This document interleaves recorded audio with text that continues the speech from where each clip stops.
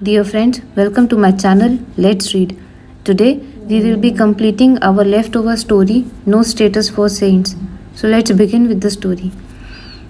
One of the basic things a journalist learns is that it is never too late to tell the truth.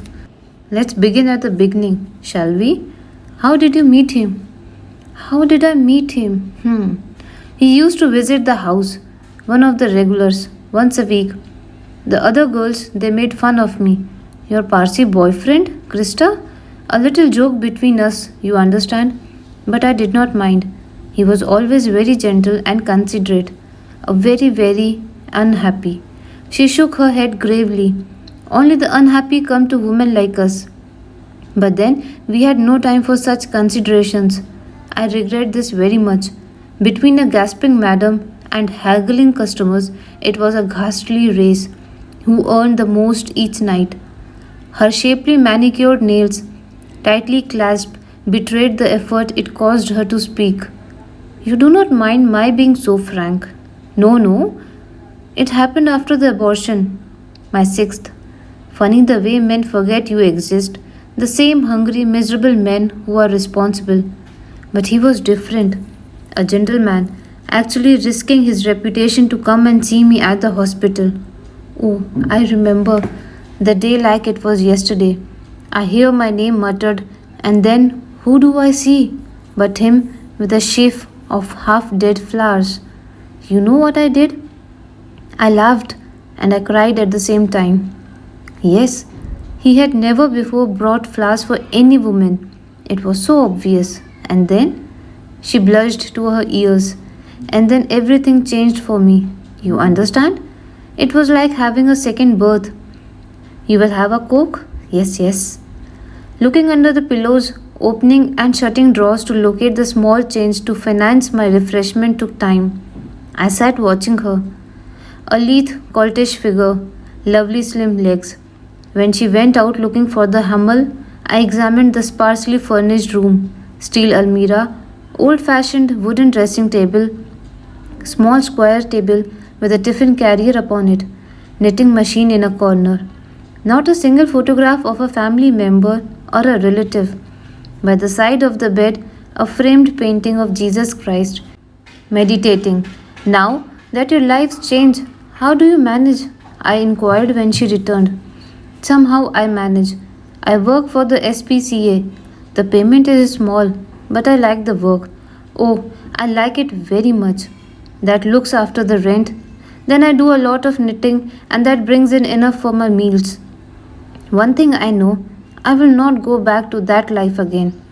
I tried to imagine this slim creature who appeared never to have worked with her hands, bringing to book ghariwalas who ill-treated their poor horses, rushing to the rescue of cats caught on roof or treetops, of wounded crows and sparrows beating their wings in agony. You know, you are quite different. Really, whatever your past from, what the papers made you out to be. As a person, I was beginning to believe that myself, till they dragged out my past to drag him down. And a damn good job they did. I was glad she herself broached the topic of the trial. I was wondering how to get around to it. The recent past must be painful for you to recall. I have to ask you to do so to get the record straight. To begin with it was established in court that it was Kirasp who took his daughter to the abortionist and that you acted as go-between. What else was Kirasp to do? She interrupted with sudden passion. When her face flushed and her eyes lit up like that, she looked quite lovely. So you are Kirasp. What do you do? Marry her to the boy who was responsible? A good-for-nothing who wears his hair so long and dances his heels off at the Mukambo? What is a doting father caught in that terrible situation to do? He suffered such agony just contemplating the dreaded alternatives. He was so frantic when he confided in me. There was no time to waste. I took her to the only doctor I knew. But the risk? The enormous risk to a young girl's life? The papers said, and this I have no reason to doubt, that her condition was critical. During the trial, she had a nervous breakdown.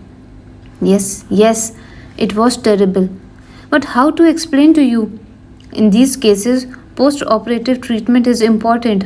I should know, but she did not take it. I should say she could not because in the meantime her mother came to know. She was furious. She absolutely forbade her to have anything to do with the doctor, our doctor.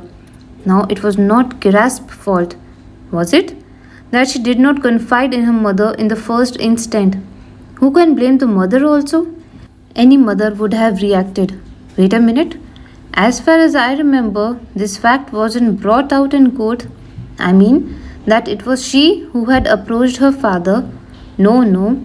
The daughter was not even summoned as a witness. Kirasp was dead set against it. You see, he was like that. He never revealed the doctor's name. It was a matter of honor with him. Her nostrils flared as she drew in a deep breath. That suited the lawyers fine. Oh, it was a field day for them. A divorced husband, a fallen woman, a teenage daughter, an abortion. What more could they want? So, as I was saying, they got their facts right. But they were so cunning, they twisted their sequence to make out that there was a foul conspiracy. What conspiracy? There was no conspiracy. But Kirasp? He admitted nothing. He denied nothing. He just stood there in the witness box, head bowed. Only after it was over, he spoke such words that made me cry. Krista, he said, truth was not spoken in that court, Krista. Truth was nowhere in the court. I didn't know what to say. After a while, she said, they took everything from him except his dignity. It was not because of himself that he deplored his wife's taking him to court.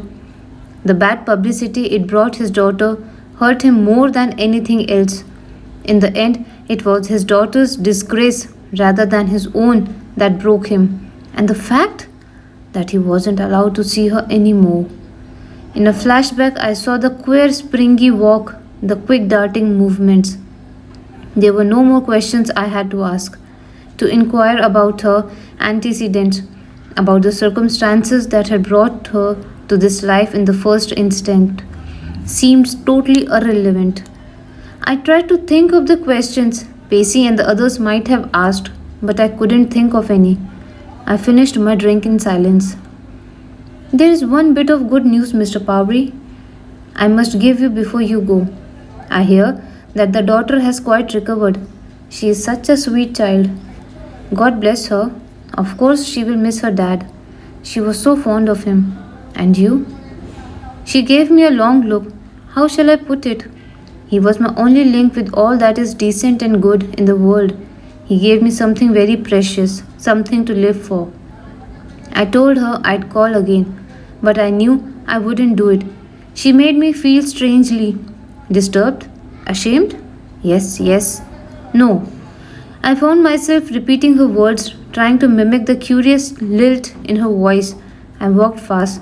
The cacophony of the evening traffic, the invocations of the beggars and footpath vendors, the cawing of the crows echoed in the chaos in my mind.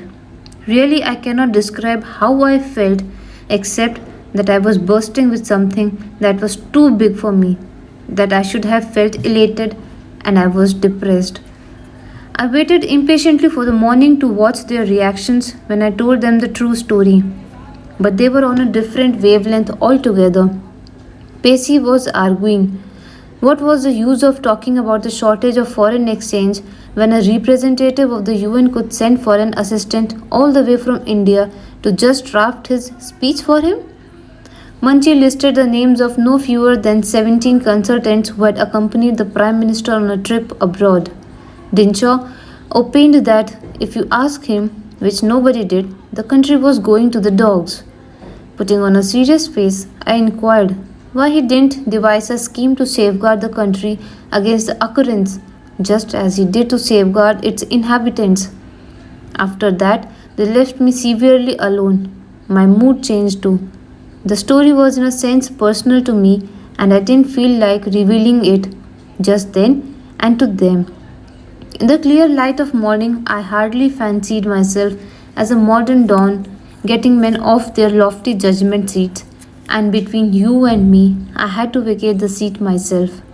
So, friends, this is the end of our story, No Status for Saints. Please stay tuned for another story and do let me know how did you find them.